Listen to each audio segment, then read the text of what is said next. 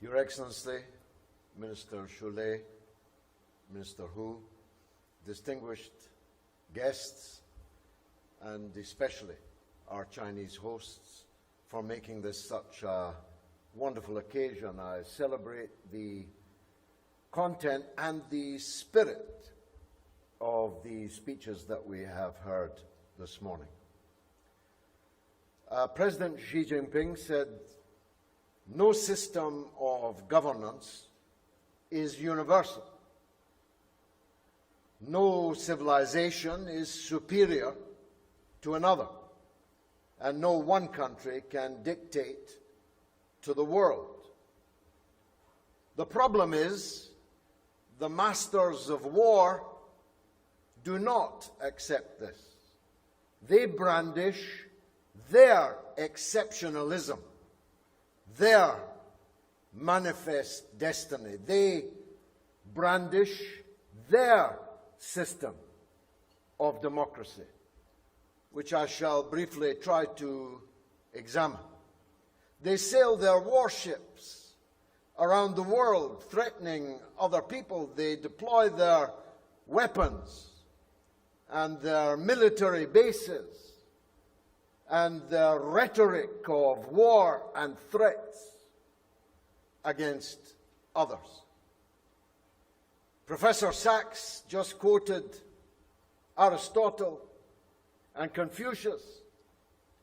Let me refer to the blessed St. Augustine in his wonderful book, City of God, in which he describes an encounter on the high seas between Alexander the Great and a pirate ship. Ordering the pirate ship to halt, Alexander demands, "How dare you terrorize the waters as a thief?" And the pirate captain, who must have been very bold, answers Alexander, "How dare you terrorize the whole world, calling yourself an emperor and calling other men as you please?" Isn't that the world we're living in right now, millennia later?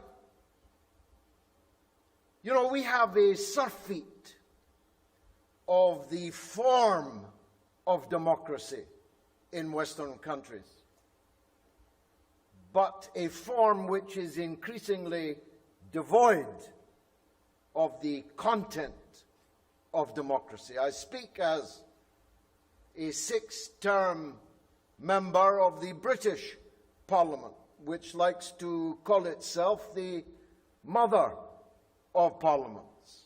Almost 30 years I sat in an august hall with lots of flummery and wigs and rules and regulations. But what is the achievement of that democracy? We have a saying, I'm sure you have it too, the proof of the pudding is in the eating. What are we eating in our Western democracy? Well, less and less is the first answer. We are going backwards, while China is going forwards. China is raising people out of poverty. Our system is putting people into poverty. France is in flames. Britain is shivering with cold, with an increase in energy bills in households of four times the cost of heating this year as compared to last. In the United States, 80 million people have no health insurance. They talk about human rights. Where is the human right to a job in Western countries? Where is the human right to a house? Ask the growing numbers of people living in tents in San Francisco and in many other parts of the United States? Where is the human right to health? The proof of the pudding is in the eating.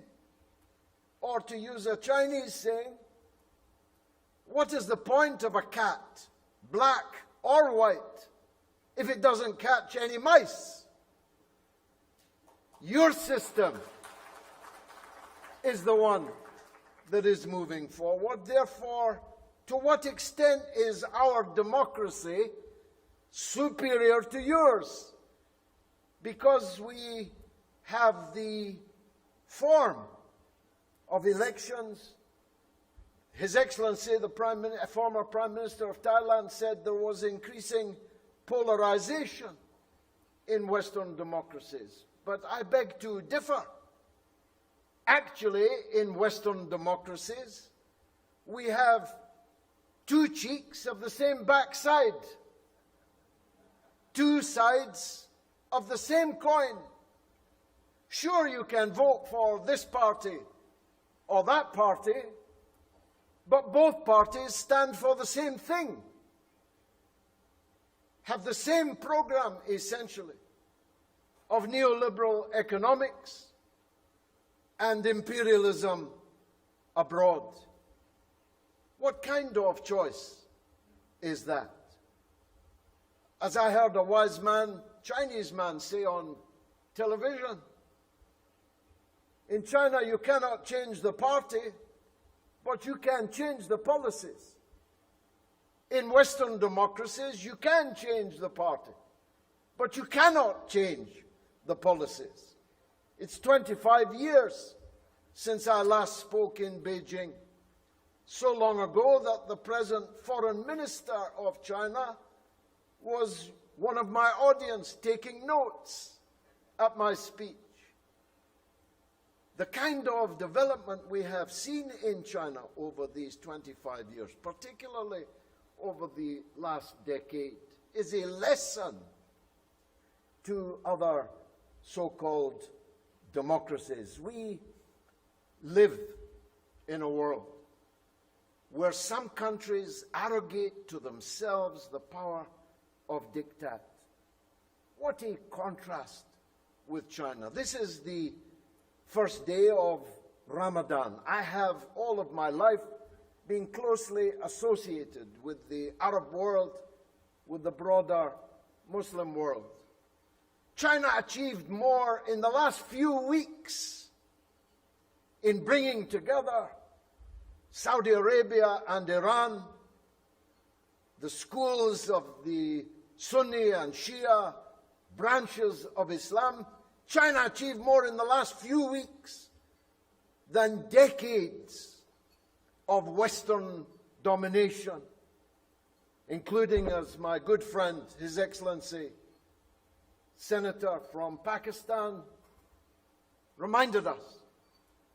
This is the 20th anniversary of an entirely illegal invasion of a sovereign member of the United Nations, which threatened no other member of the United Nations, in defiance of the Charter of the United Nations, in defiance of international law, in which millions of people were either killed or maimed or displaced, dispersed as refugees, and fanatic extremism was generated. Al-Qaeda, ISIS, and the alphabet soup of fanatic extremism cascaded all over the world. These are the achievements of the people who tell us they are exceptional. These are the achievements of the people who tell us it's their way or the highway. Well, I think I speak for a growing number of people who do not yet know, and we must work to tell them what whole process democracy whole process people's democracy means. They don't yet know that. But they do know their own democracy isn't working, because it isn't producing anything for them, and it is sowing not just disharmony, but hatred, violence, bloodshed, and war around the world.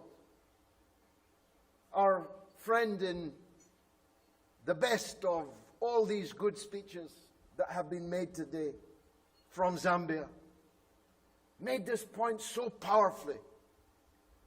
Those who have been identified with the gravest injustices lecture the rest of us on justice.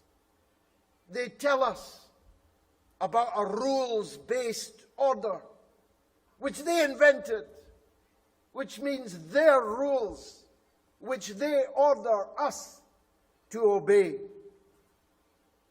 That period is coming so quickly to an end.